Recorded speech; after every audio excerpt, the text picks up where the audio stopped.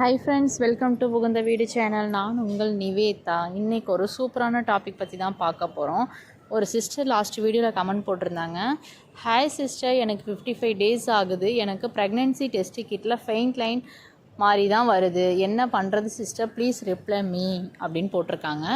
அதாவது 55 நாள் ஆகியும் ஃபெயிண்ட் லைன் தான் வருது. நான் என்ன பண்ணாதான் அப்படின்னா, ஃபெயிண்ட் லைனுன்றது ஒன் ஆஃப் தி பாசிட்டிவ் தான். ஆனால் 55 நாளில் செக் பண்ணுறப்ப இன்னும் கொஞ்சம் டார்க்காக தெரியணும். ஸோ உங்களுக்கு மேபி இர்ரெகுலர் பீரியடாக இருந்திருக்கலாம். ஸோ இதை பற்றின வீடியோ தான் இந்த வீடியோவில் டீட்டெயிலாக பார்க்க போகிறோம். அதுக்கு முன்னாடி நம்ம சேனலை சப்ஸ்கிரைப் பண்ணாதவங்க சப்ஸ்கிரைப் பண்ணிக்கோங்க.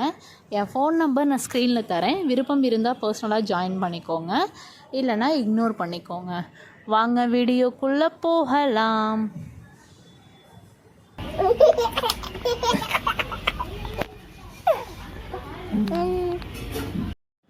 ஓகே, ஃபஸ்ட்டு உங்களுக்கு இர்ரெகுலர் பீரியடான்றதை கிராஸ் செக் பண்ணிக்கோங்க. இர்ரெகுலர் பீரியடாக இருந்தால் லேட்டாக தான் தெரியும்.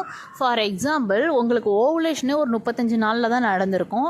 ஒரு 35 நாளில் நடந்திருக்கப்ப அதுக்கப்புறம் ஒரு 15 நாள் கழிச்சு தான் உங்களுக்கு தெரியும்.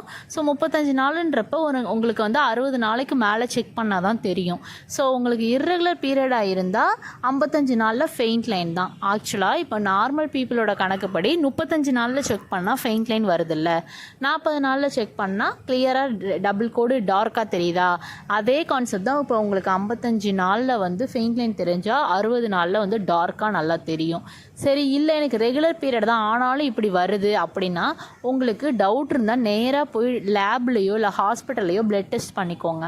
முன்னாடிலாம் லேபில் டைரெக்டாக கேட்டால் பண்ணுவாங்க. இப்போ மோஸ்ட் ஆஃப் தி சப்ஸ்கிரைபர் என்ன சொல்கிறாங்கன்னா, டைரெக்டாக லேபில் டெஸ்ட் பண்ண மாட்டேங்கிறாங்க, டாக்டர் ப்ரிஸ்கிரிப்ஷன் இருந்தால் தான் பண்ணுறேன் அப்படின்னு சொல்கிறாங்க அப்படிங்கிறாங்க. அதனால் நீங்கள் ஒன்ஸ் டாக்டரை கன்சல்ட் பண்ணிட்டு பிளட் டெஸ்ட் எழுதி கொடுப்பாங்க. லேபில் போய் பிளட் டெஸ்ட் எடுத்திங்கன்னா உங்களுக்கு பாசிட்டிவாக நெகட்டிவான்றது தெளிவாக தெரிஞ்சிடும். அதே போல் உங்களுக்கு வேல்யூ ஒரு 500 600 அப்படின்னு இருந்தால் கட்டாயம் பாசிட்டிவ் தான். 5க்கு கீழே இருந்தால் மட்டும்தான் நெகட்டிவ்.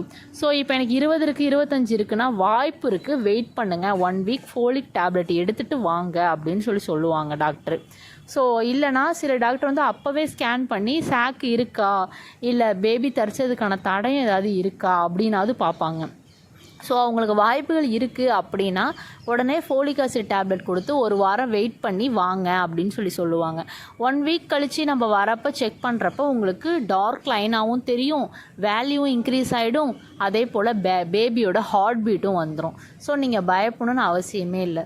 ஸோ இதான் சிஸ்டர் 2 கேட்டகரி. ஸோ இந்த மாதிரி டவுட்ஸு நிறைய பேர்த்துக்கு இருக்கலாம். இது உங்களுக்கு கிளியராக இருக்கும்னு நினைக்கிறேன். ஸோ இப்போ அதே போல் 55 நாளில் செக் பண்ணால் ஃபெயிண்ட் லைன் வந்தால் பயப்படாதீங்க. ஃபஸ்ட்டு ரிலாக்ஸ்டாக இருங்க. ஹாஸ்பிட்டலில் போய் ஃபஸ்ட்டு செக் பண்ணுங்கள். செக் பண்ணிட்டு என்னன்றதை பார்த்துட்டு அடுத்தது டிசைட் பண்ணுங்கள். நீங்களாக ரொம்ப போட்டு கன்ஃபியூஸ் பண்ணிக்காதீங்க. ரிலாக்ஸ்டாக இருங்க. வீட்டு ஃபுட்டாக சாப்பிடுங்க, வெளியில் கடையில் வாங்கி சாப்பிடாதீங்க. ரொம்ப ஸ்ட்ரெஸ் ஆகி தூங்காமல் அழுதுட்ருக்காதீங்க. ஃபஸ்ட்டு நீங்கள் நம்புங்க. உங்களை நீங்கள் நம்பினா மட்டும்தான் உங்கள் குழந்தை உங்களை நம்பி உங்கள் வயிற்றுக்கு வரும்.